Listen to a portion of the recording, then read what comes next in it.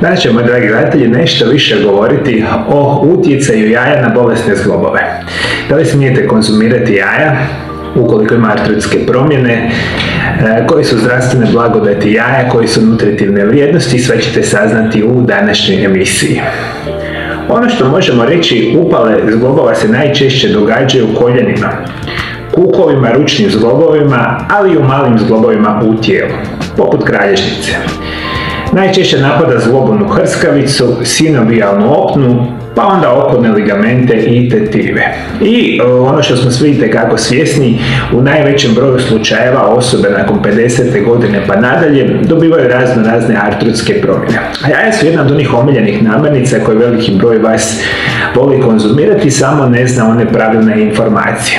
Općenito govoreći, jaje je vrlo vrijedna namirnica koja je godinama bila nepravedno zapostavljena i proglašena nepoželjnom za čestu konzumaciju jer sadrže zasićene masnoće i kolesterol. Ali istina je potpuno suprotna, jer jaja sadrže dobre masnoće, a ostali sastojci jajeta su vrlo korisni za naše tijelo. Kokošja jaja su nepresušni izvor proteina, vitamina i minerala, a njihova konzumacija donosi veliku korist našem organizmu. I to je zapravo prava činjenica. Današnja jaja, i specijalno kada su iz organskog uzgoja, su nevjerojatno zdrava namirnica. Ima nevjerojatan broj nutrijenata u jajima, što veliki broj vas nikada zapravo ne bi ni pretpostavio. Kokošje jaja ima samo 75 kalorija, ali u njih je uvršteno čak 7 grana bjelančevina visoke kvalitete, 5 grama masti i samo 1,5 gram zasićenih masnoća. Tu je željezo, karotenoidi, aminokiseline, biotin, vitamini drugog tipa, kolin i ostali nutrijenti. U bilancima se nalaze samo proteini i voda, dok je većina nutritivnih vrijednosti upravo u samome žumaniku. I ono što vam bih htio reći, recimo jedna od onih informacija koju jako mali broj osoba zna, to je da jaja imaju jako veliku ili pristojnu količinu željeza. Ali to željezo je enormno lako razgradivo u našem tijelu i svi osobe koje imaju problema sa željezom, recimo ukoliko imate problema sa anemijom, jaja će vam ovdje izvanredno pomoći. Još jedna informacija. Jaja su krcate sa nečim što se nazivaju karotenoidi. I kada god čujete informaciju da jedete namirnice koje imaju u sebi karotenoide, znate odmah da su izvanredne namirnice za zdravlje vaših očiju. Tako da su jaja jako dobra za osobe koje žele prevenirati i spriječiti probleme sa bolestima oka. Aminokiseline su već široko poznate po svojoj bitnoj antioksidativnoj funkciji, što u stvari znači da jaje ima sposobnost čišćenja organizma od slobodnih radikala, koja nisu primarno štetni za organizam, sve dok su u ograničenim koncentracijama. A s obzirom na to da su slobodni radikali vrlo reaktivne tjelesne molekule, njihov višak može oštetiti stanične strukture i samim time stvoriti štetu i smrt samih stanica. I veliki broj puta ste čuli da postoji nešto što se nazivaju slobodni radikali. Mi njih unosimo uz prehranu, namirnice, ali naše tijelo ih samostalno proizvodi. Kako mi starimo i puno drugih situacija uzrokuje pojavu slobodnih radikala. Kao i uvijek tražimo namirnice koje rade protiv nastanka ovih slobodnih radikala, jer na tim način sprečavate veliki broj bolesti i oboljenja. I bolesti srca, bolesti bubrega, bolesti jetre, i vama upravo jaja ovdje rade. Jer imaju antioksidativnu sposobnost i umjerena konzumacija ovih namirnica može itekako pomoći. Vodite isto tako računa, biotin je još jedan od povoljnih sastojaka kokošjeg jajeta. Riječ je o vitaminu koji sudjeluje u metabolizmu, a poznat je po blagodatima koje nosi kosi, koži i noktima.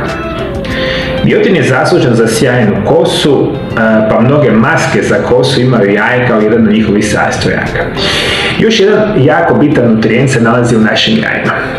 Mi danas znamo da je preko 90-95% osoba u kroničnom nedostatku vitamina D. Vitamin D i njegov primarni izvor sunce danas nažalost jako mali broj osoba svakodnevno apsorbira.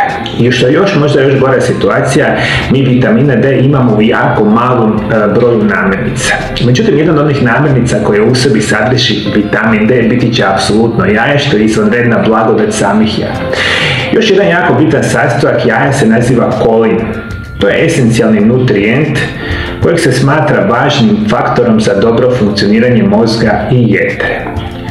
Riječ je o aminokiselini koja je važna za nastajanje vitamina B, a ona djeluje protuupalno i utječe na razvoj moždanih stanica. Osim gore navedenog, tu su selen, jod, fosfor te nezasićene masne kiseline.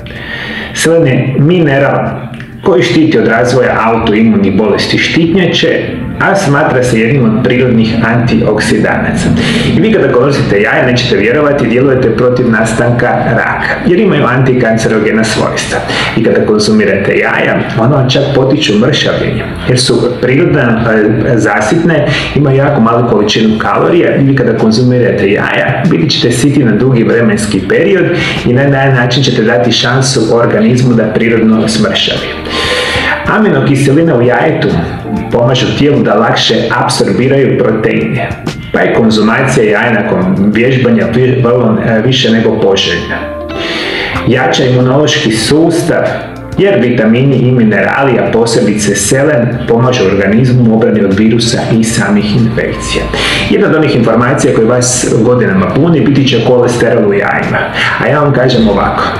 Vi kolesterola danas imate nekoliko vrsta, a onaj kolesterol koji se nalazi u jajima je jako dobar kolesterol. Dakle, vi slobodno smijete konzumirati jaja i na taj način čak pomažete zdravlju i srca i krvnih žila, a ne obrnuta situacija što je veliki broj vas nažalost čuo. Aminokiseline su također bitne za razvoj djece, adolescenata i mladih osoba. Kolin iz jajeta jako je važan za razvoj mozga bebe i pomoći će spriječenju oštećenja poda. Bitno je da trudnice jedu jaja dobro termički obrađena. Jaja su bez glutena. S obzirom na to da jaja ne sadrže gluten, to ih čini idealnom namirnicom za ljude ili osobe koji se moraju hraniti po posebnom režimu prehrane jer su osjetljivi na sami gluten. I par informacija vezano za sama jaja i za same zglobove. Sve ovo sigurno pomaže vašim bolnim zglobovima. Ali što je još bitna informacija, jaja su izvanredan izvor nečega što se naziva omega-3 masne kiseline i nešto što se naziva kolagen. Jedan i drugi nutrijent su jedan od najbitnijih razloga zašto ćete vi imati zdravu ili bolesnu hrskavicu, recimo zglobava ili generalno vaš zglob. Prevedeno znači jaja su izvanredno poželjan način poticanja zdravlja vaših zglobova.